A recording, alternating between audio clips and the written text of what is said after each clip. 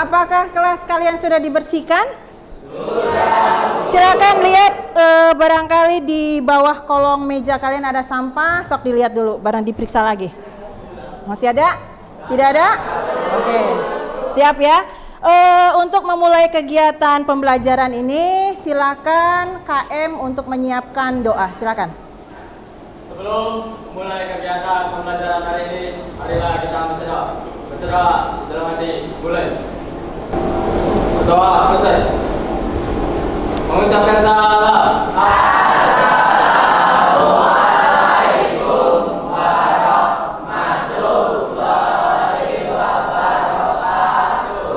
Waalaikumsalam warahmatullahi wabarakatuh. Alhamdulillah ya, mudah-mudahan kita bisa melaksanakan kegiatan pembelajaran sampai dengan selesai.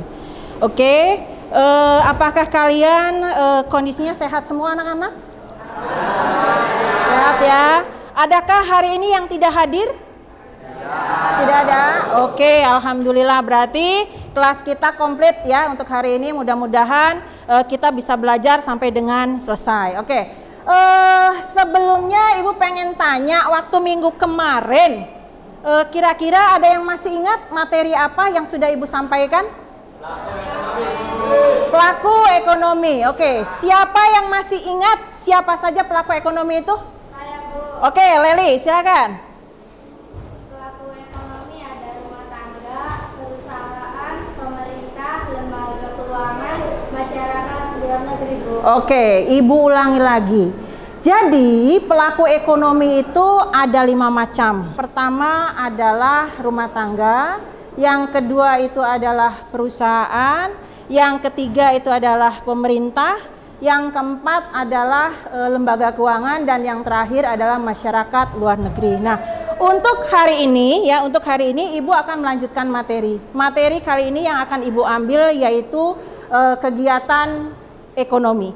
Yang perlu kalian ketahui, kegiatan ekonomi itu ada 3. Yang pertama adalah kegiatan produksi, yang kedua adalah kegiatan konsumsi, dan yang terakhir adalah kegiatan distribusi ya. Nah, untuk hari ini pembelajaran kita yaitu kegiatan produksi ya. Nah, sebelum kita melanjutkan kegiatan, Ibu akan menjelaskan masalah penilaiannya dulu. Penilaian untuk hari ini yang akan Ibu berikan pada kalian ada 3 hal ya, ada 3 penilaian. Yang pertama yaitu penilaian sikap, yang kedua adalah penilaian pengetahuan, yang ketiga adalah penilaian keterampilan. Sebelum Ibu melanjutkan ke materi, Ibu pengen tanya nih berkaitan dengan kehidupan sehari-hari kalian. Kalian pernah tidak melihat orang tua kamu membuat nasi goreng di rumah? Pernah ya? Pernah ya? Oke. Mungkin bisa jadi kalian juga pernah membuat nasi goreng sendiri. Nah, sekarang Ibu tanya, kira-kira bahan-bahan pada saat membuat nasi goreng itu apa saja? Ada yang tahu? Barangkali pernah mengamati orang tua kalian? Apa saja kira-kira bahan-bahannya? Ya, apa? Bawang merah, bawang putih, nasi, kecap, cabai. Terus sama penyedap rasa. Oke, sip. Jadi itu adalah bahan-bahan saat membuat nasi goreng.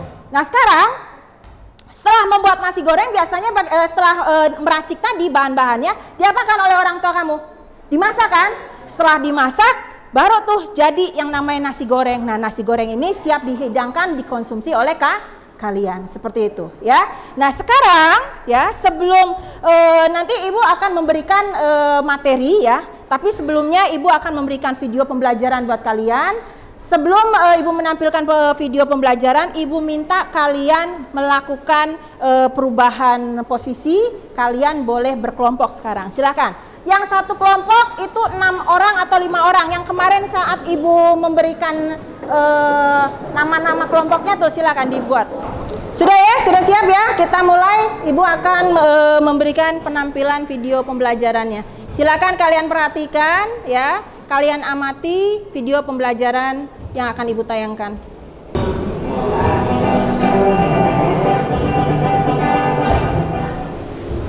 Assalamualaikum, halo, selamat pagi, salam sejahtera untuk kita semua. Bertemu kembali dengan channel Mengerti Ekonomi. Kali ini kita akan belajar tentang kegiatan ekonomi untuk produksi bagian yang pertama. Ada 4 subpokok bahasan. Yang pertama adalah pengertian produksi, jenis-jenis produksi, faktor produksi, dan fungsi produksi. Materi ini adalah bersumber dari KD 4.3, yaitu menyajikan hasil analisis peran pelaku ekonomi di dalam kegiatan ekonomi. Kita mulai langsung. Yang pertama adalah tentang pengertian produksi. Dalam arti sendiri bisa dikatakan bahwa produksi adalah menghasilkan suatu barang atau mengubah suatu barang menjadi barang lain. Tapi dalam arti luas, produksi bisa diartikan sebagai suatu kegiatan manusia, baik secara langsung maupun tidak langsung, yang ditujukan untuk menambah atau mempertinggi nilai dan guna suatu barang untuk memenuhi kebutuhan manusia. Dengan demikian bisa diartikan bahwa produksi tidak hanya sekedar menghasilkan suatu barang, juga termasuk di bidang jasa. Jenis-jenis kegiatan produksi terdiri dari yang pertama adalah kegiatan di sektor ekstraktif. Apa itu ekstraktif? Adalah kegiatan mengambil kekayaan alam langsung untuk memenuhi kebutuhan tanpa mengubah sifat dan bentuk barangnya. Contohnya misalnya perikanan laut, pertambangan, kemudian mengambil kekayaan hutan yang diambil secara langsung tanpa mengubah terlebih dahulu sifat dan bentuk barangnya. Yang kedua adalah di bidang agraris, yaitu mengolah sumber daya alam terlebih dahulu sehingga menghasilkan barang baru. Contohnya pertanian, kemudian peternakan, perkebunan, itu adalah sektor agraris. Untuk sektor ekstraktif dan agraris ini disebut dengan tahap produksi primer. Yang ketiga adalah sektor industri, yaitu mengolah bahan mentah atau bahan baku menjadi barang setengah jadi dan juga nanti juga menjadi barang jadi. Industri kemudian disebut dengan sektor sekunder. Kemudian yang keempat adalah jenis kegiatan di bidang perdagangan, yaitu melakukan kegiatan jual beli barang dan terjadi perpindahan hak milik dari barang tersebut. Kemudian yang kelima adalah sektor jasa, yaitu aktivitas ekonomi dengan manfaat tidak nampak atau intangible, melibatkan interaksi dengan konsumen atau barang-barang milik namun tanpa transfer kepemilikan. Untuk jasa dan dagang kemudian disebut dengan tahap produksi tersier. Oke, kita lanjutkan. Untuk subpokok bahasan yang kedua adalah tentang faktor produksi atau yang disebut dengan input. Di dalam kegiatan produksi itu memerlukan sejumlah faktor-faktor produksi yang kemudian lazim dinamakan input. Anda harus familiar dengan kata-kata input. Kalau Anda mendengar kata-kata input, itu adalah faktor produksi. Dalam proses produksi dibutuhkan input, digunakan dan masuk di dalam proses produksi untuk menghasilkan sejumlah barang atau output. Jumlah output ini bergantung pada faktor-faktor produksi atau input yang digunakan dalam proses produksi. Apa saja faktor produksi tersebut? Yang pertama adalah sumber daya alam. Yang kedua adalah tenaga kerja. Yang ketiga adalah modal. Yang keempat adalah kewirausahaan atau skill. Ini adalah namanya faktor produksi. Nah, ini faktor produksi kalau nanti kita belajar di perilaku konsumen, ini adalah dimiliki oleh rumah tangga konsumen. Seperti Anda misalnya, Anda sekarang posisinya produsen atau konsumen. Mungkin ada yang produsen, mungkin ada yang konsumen ya. Nah, kalau misalnya Anda secara pribadi ya, dari keempat ini pasti salah satunya sudah punya, memiliki ya. Kalau misalnya umur Anda termasuk 15-64 tahun, yaitu kategori apa? Tenaga kerja. Ya, tenaga kerja adalah salah satu faktor produksi juga. Nah, 4 faktor produksi ini akan dikombinasikan oleh produsen untuk menghasilkan barang ataupun jasa. Nah, ada bala jasa yang diterima oleh pemilik faktor produksi. Kalau sumber daya alam itu bala jasanya namanya adalah sewa atau rent. Tenaga kerja adalah upah atau wage, modal adalah interest atau bunga ya, kemudian kewirausahaan atau skill adalah laba atau profit. Oke, kita lanjutkan kepada subpokok bahasan yang ketiga adalah. Oke, tadi kalian sudah mengamati kegiatan produksi ya, materi dari kegiatan produksi. Nah, sekarang Ibu akan menjelaskan kembali materi tentang kegiatan produksi ini biar kalian lebih jelas ya, berkaitan dengan masalah kegiatan kalian sehari-hari. tadi katanya produksi itu katanya itu dalam pengertian sederhana, produksi itu katanya adalah membuat sebuah barang atau menambah nilai guna suatu barang. Nah sekarang kalau misalnya kita lihat dari hasil kegiatan orang tua kamu memasak nasi goreng ya, memasak nasi goreng. Berarti mereka atau orang tua kamu atau kamu sendiri yang sudah melakukan itu berarti dia sudah melakukan kegiatan produksi sebetulnya ya. Nah, di mana langkah-langkah tahap-tahap di dalam kegiatan produksi itu apa saja? Yang pertama adalah input, yang kedua adalah proses, yang ketiga adalah output. Sampai di sini ada pertanyaan barangkali? Silakan. Bu izin bertanya. Ya, apa Mas Tardi? Di dalam pengertian faktor-faktor produksi kewirausahaan ada pernyataan bahwa kemampuan wirausaha dapat menyatukan produksi yang lain. Ya. Menghasilkan barang dan jasa. Maksudnya bagaimana ya, Bu? Oke, ya. Kata Mas Tardi itu katanya, Bu, itu yang namanya faktor produksi kewirausahaan itu seperti bagaimana sih, Bu? Nah, yang dimaksud dengan faktor produksi kewirausahaan itu kan katanya kemampuan seseorang ya menyatukan faktor-faktor produksi lain untuk menghasilkan barang dan jasa. Nah, mungkin sama Mas tadi yang tidak pahamnya tentang menyatukan faktor-faktor produksi itu ya. Nah, sekarang yang dimaksud dengan menyatukan faktor-faktor produksi maksudnya begini.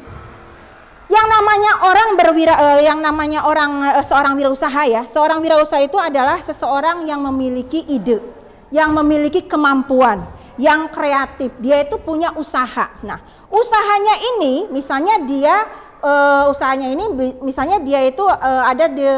bekerjanya itu ada rumah ya. Rumahnya itu adalah tempat dia bekerja begitu. Nah, rumah ini itu dijadikan sebagai contoh daripada faktor produksi modal.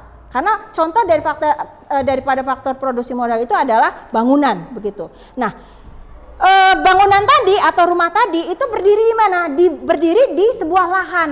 Lahan itu adalah contoh daripada faktor produksi alam, begitu kan? Nah, satu lagi adalah tenaga kerja, faktor produksi tenaga kerja. Kapan siapa? Yaitu orang-orang yang bekerja di sana, begitu. Di mana mereka itu saling bekerja sama untuk menghasilkan produk barang dan jasa. Seperti itu. Ya Mas Tardi? Oke, mungkin itu saja penjelasan dari Ibu. Nah, sekarang akan Ibu bagikan LKPD-nya, di mana nanti di dalam LKPD itu ada permasalahan yang perlu kalian analisa, kemudian dampaknya apa dan solusinya apa. Nanti kalian kerjasama dengan tim kalian ya, dengan teman kelompok kalian. Nanti akan Ibu bagikan LKPD-nya. Silakan aja siapa ya, ya. Ada? Ada kesulitan? Tidak ada? Tidak ada. Oke, sip. Baik, sudah 15 menit ya. Siapa, kelompok siapa yang mau pertama kali duluan maju ke depan untuk mempresentasikan hasil diskusinya? Silakan. Ayo, silakan. Sukma, yuk maju ke depan Sukma. Sukma perwakilan kelompok berapa? Kelompok 4. Oke, silakan. Bacakan yang keras ya. Jawaban dari kelompok 4. Tergantungan perubahan terhadap sumber daya alam yang mengalami kenaikan harga dapat memiliki dampak yang signifikan, yaitu 1. Inovasi terhambat. Harus memaksimalkan penggunaan sumber daya alam yang ada dengan penggunaan teknologi dan proses produksi yang lebih efisien. Terima kasih. Oke, tepuk tangan. Oke ya. Jadi semua jawaban untuk semua kelompok itu sudah benar ya. Jawaban sudah benar. Jadi akan Ibu simpulkan bahwa ketergantungan perusahaan ya terhadap sumber daya alam yang mengalami kelangkaan akibat dari kelangkaan itu apa dampaknya? Dampak yang pertama yaitu dari segi pasokan ya. Nah, sekarang begini. Kalau misalnya sumber daya alam mengalami kelangkaan ya, artinya bahan bakunya ini tidak ada, otomatis kan pasokan yang ada di gudang perusahaan itu bermasalah ya. Pasokan ini akan mengalami kondisi yang fluktuatif. Nanti di hari itu ada, di hari besoknya tidak ada, hari depannya lagi ada dan seterusnya seperti itu. Kalau misalnya yang namanya pasokan itu mengalami kondisi yang demikian ya, berarti apa yang nanti bermasalah? Yang bermasalahnya ini adalah pada saat kegiatan produksi. Kegiatan produksi sebuah perusahaan itu akan mengalami hambatan bila mana pasokannya terganggu. Kalau sudah terganggu ya, bagaimana terhadap rencana bisnisnya? Yang harusnya tiap hari itu dia atau perusahaan itu harus memproduksi dalam ton, misalnya 1 ton misalnya dalam 1 hari, tapi karena pasokannya tidak ada, akhirnya bagaimana? Tidak bisa melakukan kegiatan produksi seperti itu. Ya, itu dari segi pasokan. Yang kedua, misalnya yaitu dari segi kenaikan biaya. Kalau bahan baku mengalami kelangkaan ya, itu biasanya biayanya itu lebih tinggi. Harga jualnya itu lebih mahal, sehingga perusahaan pada saat dia membeli bahan baku itu harganya mahal. Nah, yang namanya perusahaan kalau misalnya harga bahan bakunya sudah mahal, itu nanti akan mengakibatkan biaya produksi yang meningkat. Perusahaan tidak mau merugi. Akhirnya apa? Solusi yang dilakukan oleh perusahaan dalam hal ini, dia akan menaikkan harga jual. Siapa yang rugi? Yang rugi adalah konsumen. Konsumen akan merasa dirugikan karena pada saat dia membeli produk harganya nanti naik seperti itu. Ya, itu adalah dampak yang terjadi. Nah, solusinya bagaimana? Solusinya yaitu dengan diversifikasi sumber daya. Artinya bagaimana? Artinya yang namanya perusahaan itu harus mencari sumber daya yang berkelanjutan. Oke, kira-kira Ibu pengen tanya nih, dengan pembelajaran seperti ini, diskusi seperti ini, enak tidak menurut kalian? Enak ya? Kalian merasa aktif ya? Aktif untuk mencari di Google, di web ya. Jadi pengetahuan kalian bertambah, menjadi berkembang. Nah, seperti itu ya. Kira-kira untuk kedepannya, minggu depan pengennya diskusi lagi, apa ada permainannya juga? Diskusi dan permainan. Oke, biar seneng ya, biar enak ya, biar nggak ngantuk ya kita ya. Oke, nanti kita kedepannya seperti itu. Sekarang untuk lebih memastikan kalian memahami materi dari Ibu akan memberikan soal ya dalam bentuk pilihan ganda, akan Ibu bagikan ya. Nanti silakan kalian jawab langsung di kertasnya saja.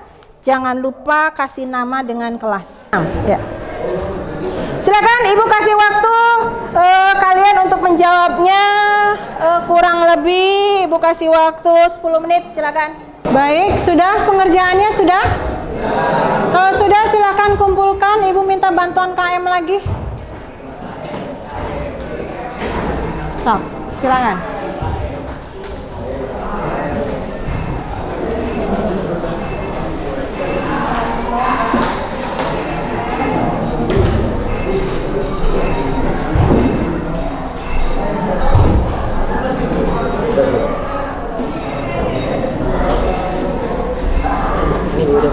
Sudah? Ya. Terima kasih ya.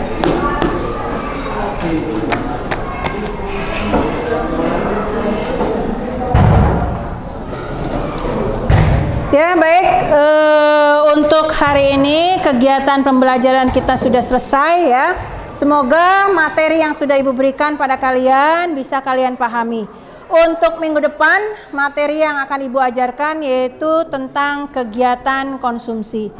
Sebelum Ibu mengakhiri, Ibu minta kalian meja kursi kalian seperti sedia kala diberesi lagi, silakan.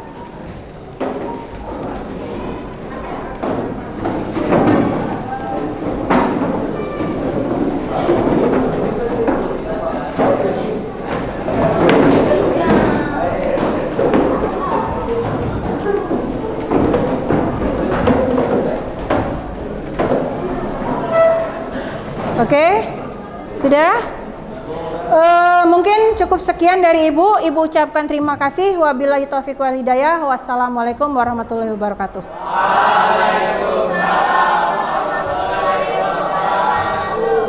Ya, terima kasih.